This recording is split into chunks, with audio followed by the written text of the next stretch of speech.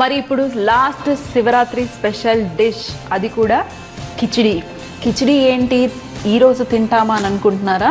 అవునండి, ఈరోజు మీరు తినొచ్చు. ఈ కిచిడిలో ఉప్పు కారం ఏది ఉండదు. అలాగే మనం చేయబోతుంది కూడా సగ్గుబియ్యంతో. సగ్గుబియ్యం ఫాస్టింగ్ చేసేటప్పుడు తినొచ్చు. సో మీరు సగ్గుబియ్యాన్ని ఏం చేయండి అంటే ఒక 4 గంటల పాటు నానబెడితే కొంచెం సాఫ్ట్గా అవుతాయి. గుమ్మడికాయ సాబుదానా కిచిడి చేయబోతున్నాము.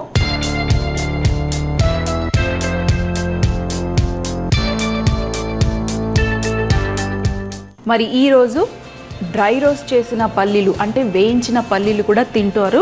మరి కొన్ని పల్లీలు ఇవి కాస్త వేగనిద్దాము. నేనేం చేస్తున్నానంటే పొడి చేస్తున్నాను. ఈ పొడిని మనం ఈ కిచిడిలో వాడబోతున్నాము. సో కొంచెం స్లో ఫ్లేమ్లో చక్కగా రంగు వచ్చేంత వరకు మనం ఇవి వేయించుకోవాలి. ఈ పల్లీలు చూడండి చక్కగా వేగిపోయాయి. మరి ఈ పల్లీలని పక్కన పెట్టేసుకున్నాము. ఈ పల్లీలని అలాగే ఇప్పుడు మనం ఇంకొక ఫూల్ మఖానా, దీన్ని కూడా మనం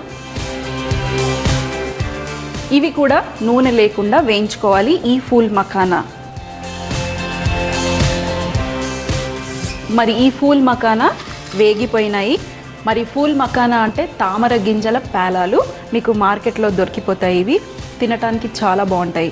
సో మరి ఇవి కూడా వేగిపోయినాయి. ఇప్పుడు ఇవి కూడా తీసి ఈ పల్లీలలోనే వేసేసుకుందాము.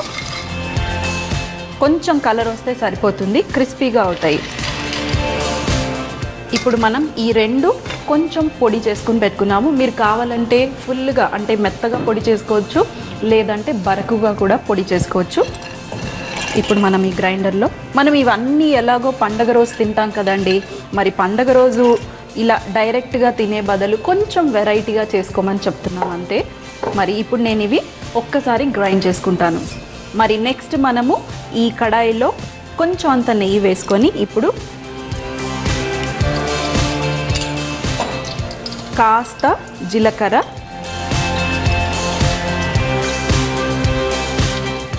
మనం అస్సలు ఉప్పు వాడట్లేదు, అలాగే కారం కూడా వాడట్లేదు.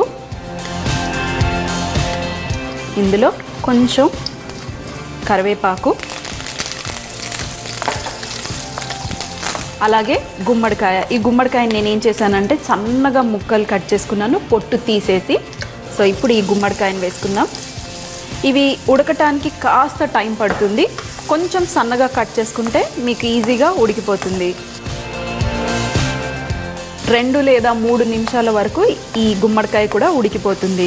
మరి నేను చిన్నగా ఉన్నప్పుడైతే జాగారం చేసేటప్పుడు మేము అష్టాచమ్మ ఆడేవాళ్ళము, అలాగే మన స్నేక్ అండ్ ల్యాడరు. మరి ఆడపిల్లలమైతే ఇలా కచ్చికాయలు కూడా ఆడుకునే వాళ్ళము. అంతెందుకండి, రాత్రంతా ఇవన్నీ ఆడేసి అలాగే మంచి మంచి ఈ శివుడు భక్తులి మూవీస్ వచ్చేవి కదా, అవన్నీ చూసుకుంటూ రాత్రంతా తెల్లారే వరకు గడిపేవాళ్ళం.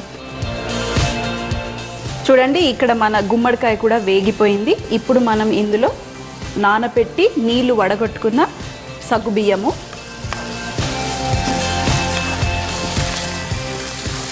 అలాగే ఈ గ్రైండ్ చేసి పెట్టుకున్న పల్లీలు, అలాగే మన ఫూల్ మఖానా గింజల పొడిని చూడండి బరకుగా పొడి చేసుకున్నాను. మరీ ఫైన్గా కాకుండా కొంచెం బరకుగా పొడి చేసుకొని ఇవి కూడా ఇందులో వేసేయండి.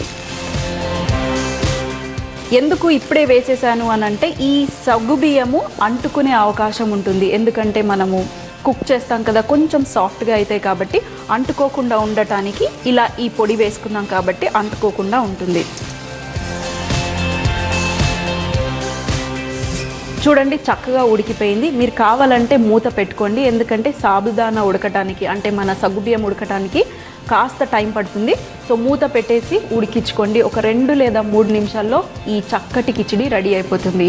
మరి మనం ఇందులో ఉప్పు వేసుకోలేదు, అలాగే కారం కూడా వేసుకోలేదు, ఎందుకంటే మనం ఉపవాసం చేస్తున్నాం కదా. మీరు కావాలంటే సైంధవ లవణం దొరుకుతుంది కదా, అది వేసుకోవచ్చు. సో మరి ఇప్పుడు రెడీ అయిపోయింది. స్టవ్ ఆఫ్ చేసేసుకోండి. మరి స్టవ్ ఆఫ్ చేసుకొని మీ ఉపవాసం వదిలేటప్పుడు ఫ్రూట్స్ అలాగే నేను చూపించినవన్నీ చేసేసుకొని ఇవన్నీ పెట్టుకొని ఫ్యామిలీ అందరూ కూర్చొని చక్కగా మీరు ఉపవాసం వదిలేసి అలాగే జాగారం కూడా చేయండి.